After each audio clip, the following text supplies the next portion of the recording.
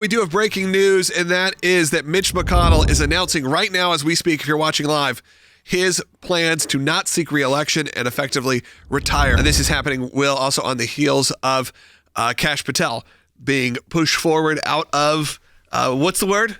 Cloture vote. Out of, yeah, he got his cloture vote, which means tonight he could be confirmed. That's normally there's a 30-hour run time after that. So probably early tomorrow morning is when we'll see the final confirmation vote. But we will get... Nope, it's final vote today at 12:45 p.m. There we go. There you go. So they start... Some of us read the news, Will. Yeah, they started the clock earlier before they ended the debate vote.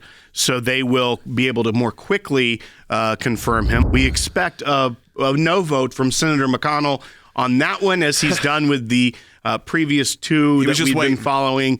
But this is it is a big day. I think so. And look, Mitch McConnell has become more of a controversial figure in sort of the MAGA movement over the last decade or so. This is someone who has been in his position since before Will and I were born, which has obviously always opened up the conversation, specifically some of his medical issues that have happened over the last couple of years of whether these should be term-limited positions, whether we need to figure something out. But he is stepping down. Today is also his 83rd birthday. So 83 years old. Again, 83 can mean a lot to a lot of different people. So that's not right, like 83. We don't think there should be age disqualifications, anything like that. I don't even know if there should be necessarily term limits. And of course, as you said, Will, to allow term limits, they would have to decide themselves to self-term limit. If he were to run for re-election next year and win, which we would assume that he would, he's held on to that seat for 7 terms already. 1985, which was the year I was born. So about 10 months before I was born, he took his seat. That's right. But he would then be 90 at the end of the next term if he were to seek re-election. Now, Senator Grassley, who is currently, he is 91. He still chairs the Judiciary Committee in the Senate. There is some, thought process to kind of like having lifetime appointments on the Supreme Court, that it doesn't necessarily benefit anyone because you kind of want to have some checks and balances.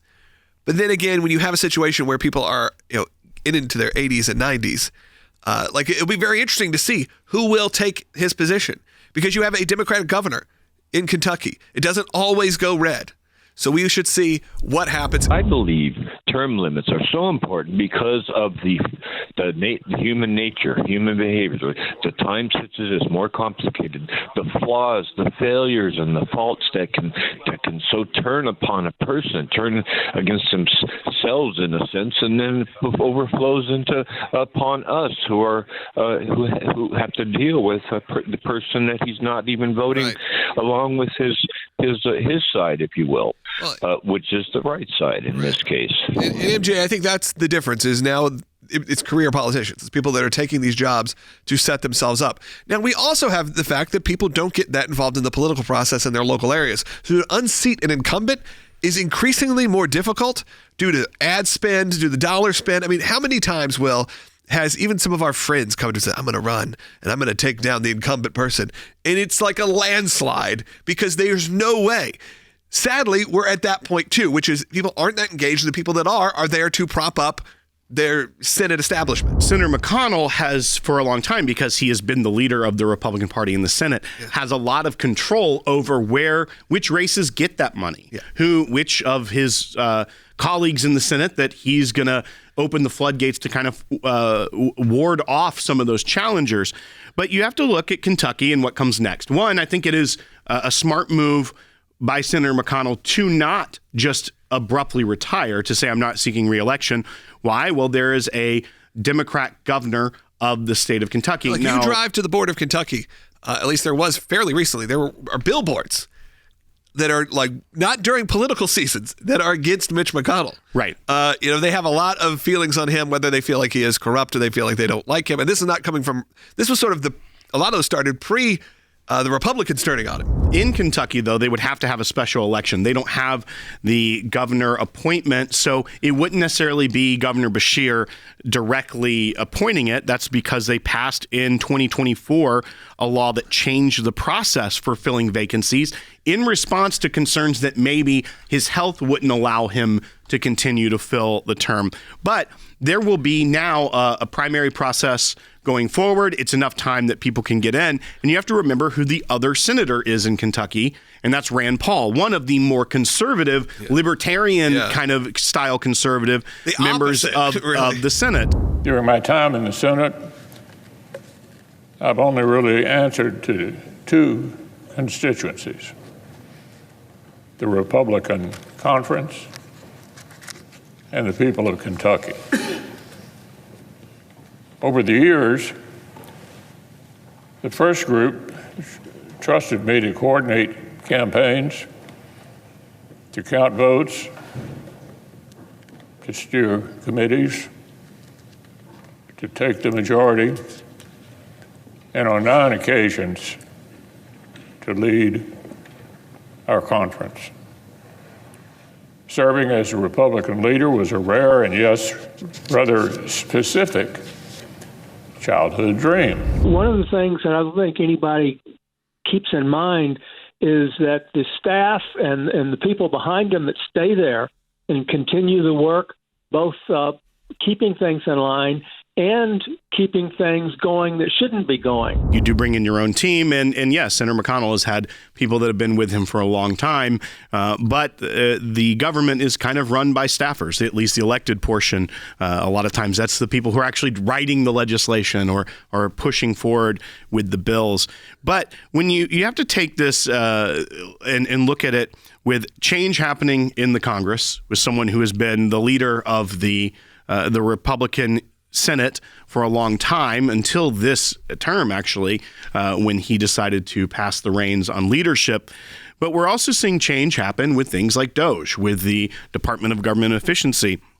And this is something we did want to bring up with you, Professor Hutchison, today, because there's another round of layoffs coming in D.C., and this happens to be at the IRS. This is an organization, an agency that we fought hard against with the Tea Party when they were targeting unfairly conservatives and holding up tax-exempt status to try to silence conservative voices. And they're getting hit starting today with upwards of 6,000 layoffs. And those are with probationary period employees, people that are hired but haven't fully accepted the long-term position as of yet. And so that starts there today. And the Commerce Secretary has also said that President Trump's plan is to see the IRS abolished. This is something that at the ACLJ, we did a film years ago called Tax Invasion. The Trump administration is moving swiftly in the right direction. Most Americans would love to see the termination of the Internal Revenue Service, in part because the Internal Revenue Service has basically employed a large number of individuals who have engaged in arbitrary decision-making. That's number one. Number two, it's important to keep in mind that under the Biden administration, the IRS was poised to grow by an additional 80,000 employees. Number three, the IRS is a year-round operation. And I know some of the news reports are talking about the layoffs of IRS employees during the tax season. But most of the employees that will be terminated work for the small business division of the IRS, and small business people, they pay their taxes generally on a quarterly basis, so they're paying taxes year-round. So any quarter is a tax season for small businesses. So I think at the end of the day, the movement away from the IRS is a welcome development. Lastly, let me make this point, that when the IRS was created, there was a proposal to limit the tax rate to 10%. And members of Congress, they opposed it. Why? Because they saw 10% as being too high.